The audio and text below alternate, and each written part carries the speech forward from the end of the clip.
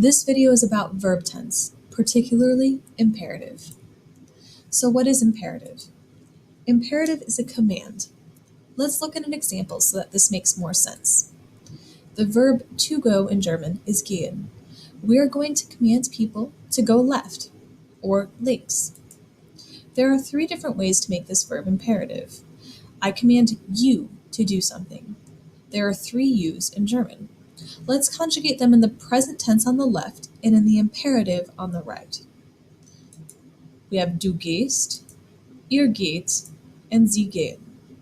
You already know how to conjugate present tense verbs. So how do we turn them into imperative?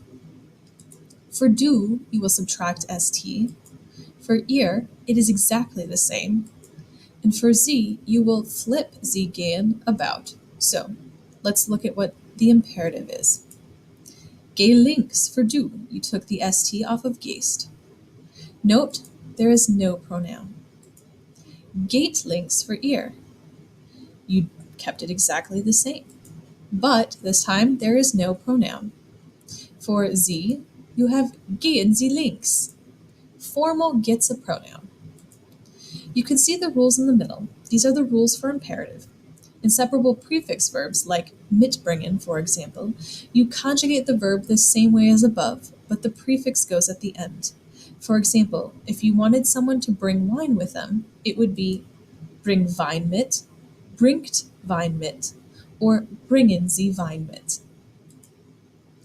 Wine is the rest, so no matter what you want that person to bring, that object would be in the Wein spot. That's why I underlined it for you. We're going to look at more imperative. You can see the verbs below, so follow the same rules, minus st equals and flipped about for the following verbs. First, conjugate the verb in the present tense on the left. You're going to conjugate it in the imperative on the right, but I'll give you a break for that again. So pause the video now and conjugate the present tense verb like the verbs below on the left-hand side. You should have du spielst, ihr spielt, sie spielen. Du arbeitest, ihr arbeitet, sie arbeiten. Du isst, ihr esst, sie essen. If you forgot that essen was a stem vowel changer, you may want to review present tense verb conjugations. So, note, we're going to command someone to play outside, we're going to command people to work, and we're going to command people to eat vegetables. I've provided some of those words there for you. Pause the video and follow the rules to make these verbs imperative. You should have spiel draußen, spielt draußen, and spielen Sie draußen. Arbeite, arbeitet, and arbeiten Sie. Note, for arbeiten, it's strange. You are adding an E in the do form, and this is necessary if the stem ends in D, T, IG, or if it ends in M or N that is preceded by an L or R. If the verb has a vowel change, like the next verb, essen, where it changes from E to I, or another verb where it changes from E to IE, you never add E in the do form. Aside from these rules, adding E for the do imperative is optional, and sometimes that is done and sometimes that is not done. So let's try essen. Ist Gemüse. Note you could not take off that S. When you conjugated essen for do, you took off the en and you had S, but the vowel changed to I. You didn't add another S for the do form, or you would have had I, S, S, ST. Since you never added that S, you cannot take it off here. Est Gemüse and essen Sie Gemüse. Let's try the next screen. So we have more imperative practice, and we're going to follow the same rules again.